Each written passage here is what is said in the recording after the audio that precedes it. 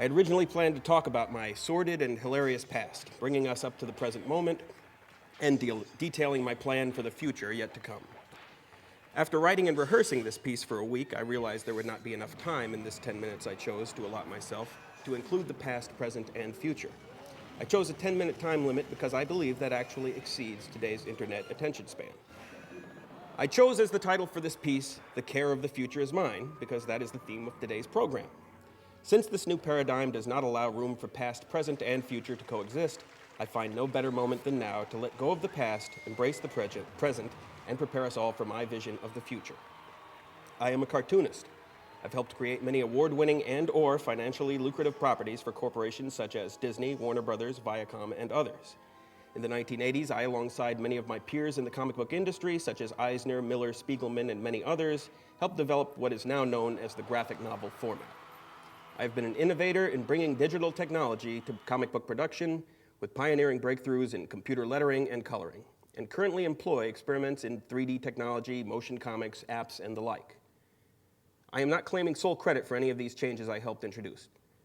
The cartooning community is a family, and we exchange discoveries and inspire each other by doing work that we love. And over the past decades, we have brought about many changes in how the cartooning medium is perceived by the world at large. My graphic novel, Nat Turner, was designed to change not only the way people perceive a controversial historic event, it also changed the way educators view the possibilities of the use of graphic novels in classrooms. It is now part of the curriculum of many universities.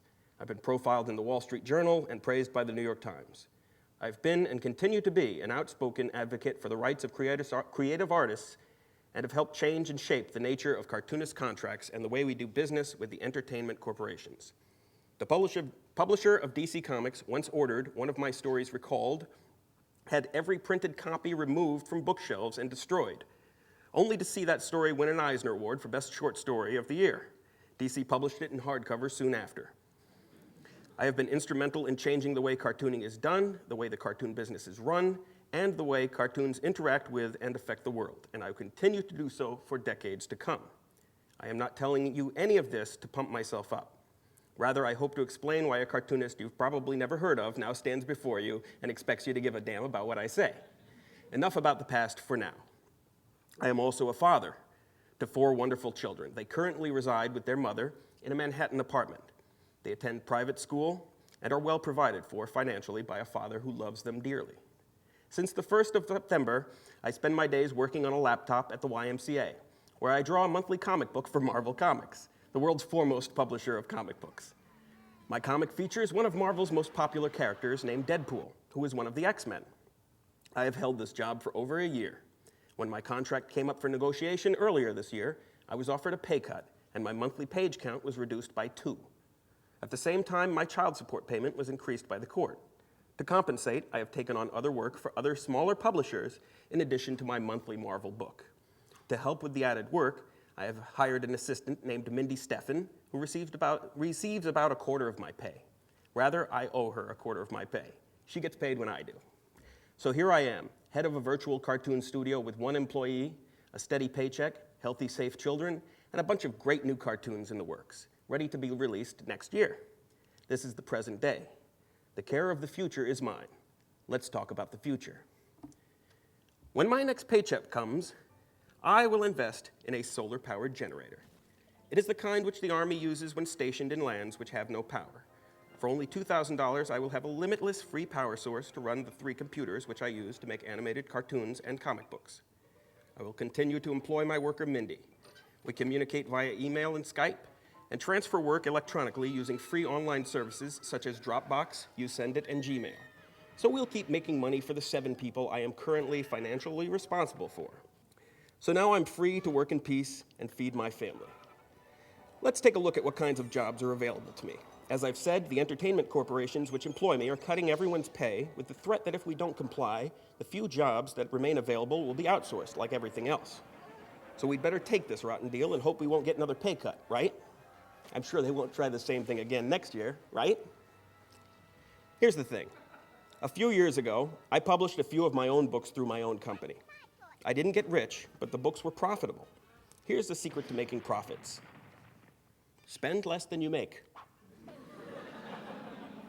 I've been in the business for decades. I can predict how many units I will sell at a certain price, budget accordingly, and make a profit. Obviously, I can't move as much product as the big corporations.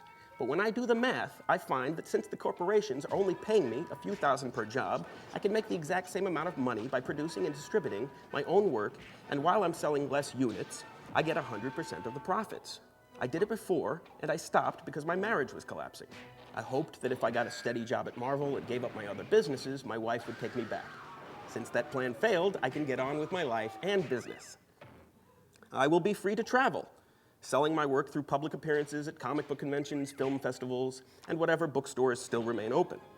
I will utilize new technology to sell my work online in downloadable formats. I will still work with the big corporations. I have plenty of equity and connections at Disney and Warner's. But here's a story.